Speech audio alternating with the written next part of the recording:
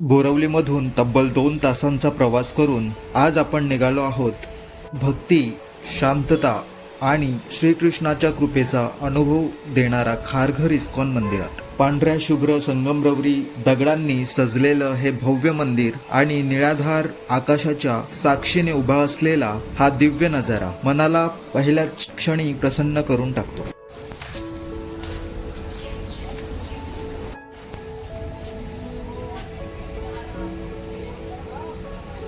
प्रत्येक पायरी चढताना मनात एकच भावना होती, आता काही क्षणात श्रीकृष्णाचे दर्शन होणार.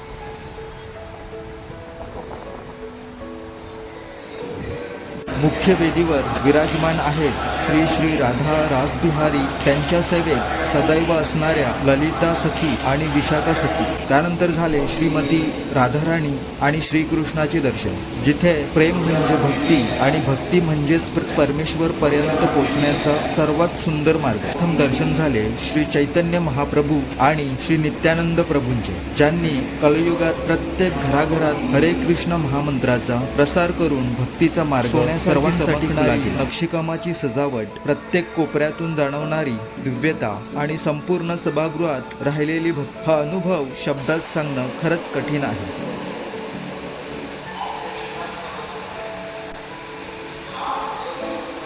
दर्शनानंतर आम्ही काही वेळ इथेच बसलो. समोर सुरू होती श्रीकृष्ण कथा. भगवान विष्णूंनी वामन अवतार घेऊन दैत्यराज बळीचा अहंकार दूर केला आणि धर्म व नम्रतेचा खरा अर्थ जगाला शिकवला. मंदिराच्या या बाजूने दिसणारा शुभ्र कळस आणि निळाशार ढगांमध्ये उठून दिसणारं हे सौंदर्य मन मोहून टाकणारं होतं.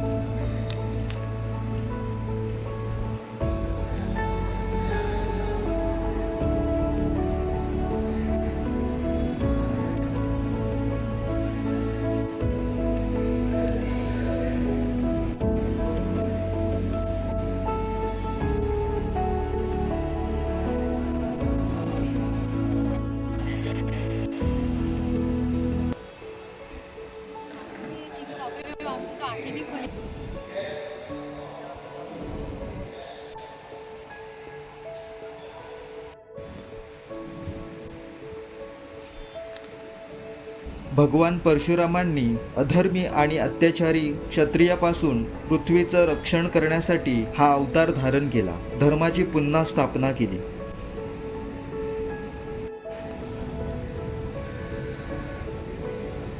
भगवान बलराम हे श्रीकृष्णाचे मोठे बंधू, शक्ती, साधेपणा आणि शेती संस्कृतीचे प्रतीक मानले जातात.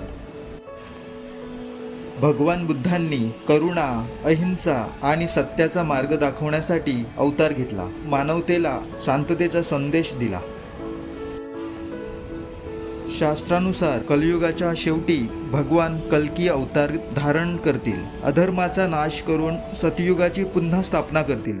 मंदिराचा हा भाग तितकाच सुंदर. प्रत्येक कोणातून दिसणारा कळस, निसर्गाशी एकरूप झालेले हे मंदिर मनाला वेगळीच शांतता देत होते.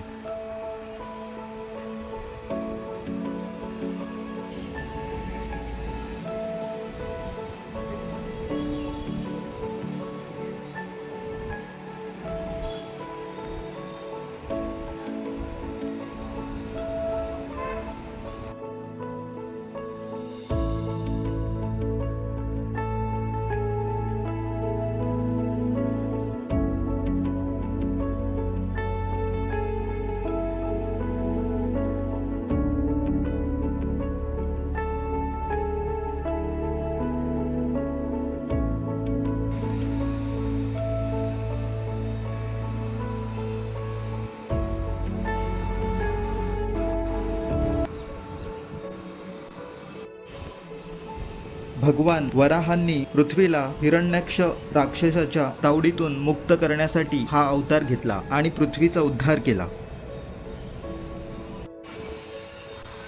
श्री विठ्ठल आणि माता रुक्मिणी भक्ती, प्रेम आणि समर्पणाचा प्रतीक आहेत. पंढरपूरची वारकरी परंपरा आजही त्याच भक्तीचा संदेश देते. समुद्र मंथनाच्या वेळी मंदार पर्वताला आधार देण्यासाठी भगवान विष्णूंनी कूर्म अवतार धारण केला आणि देव दानवांचं कार्य पूर्ण केलं. प्रलय काळात वेदांचं आणि जीवसृष्टीचं रक्षण करण्यासाठी भगवान विष्णूंनी मत्स्य अवतार घेतला आणि नव्या सृष्टीची सुरुवात केली.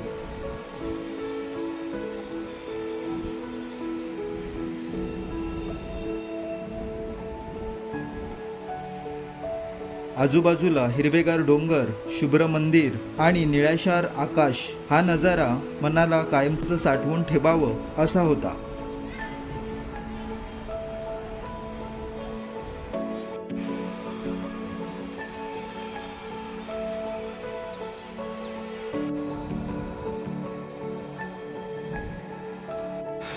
मुख्य सभागृहात सुरू होतं हरे कृष्ण कृष्ण कृष्ण हरे हरे, हरे राम राम राम हरे हरे या महामंत्राचा मधुर कीर्तन. प्रत्येक भक्त या नामस्मरणात पूर्णपणे तल्लीन झाला होता.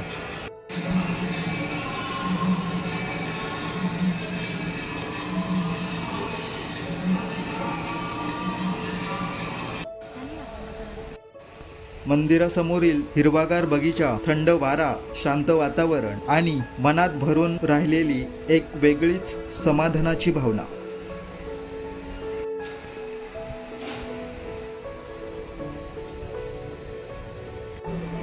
निघण्यापूर्वी मंदिरातील आध्यात्मिक वस्तूंच्या दुकानात भेट दिली. नामजप माला, पूजेचे साहित्य, भगवंतांच्या सुंदर मूर्ती, चित्र आणि भक्तांसाठी अनेक वस्तू इथे उपलब्ध होत्या. आम्हीही काही पूजा सामग्री घेतली आणि असा होता आजचा खारघर इस्कॉन मंदिराचा अविस्मरणीय प्रवास. जर तुम्हालाही इथल्या शांततेचा आणि शक्तीचा अनुभव घ्यायचा असेल तर आयुष्यात एकदा तरी या पवित्र मंदिराला नक्की भेट द्या. राधे राधे.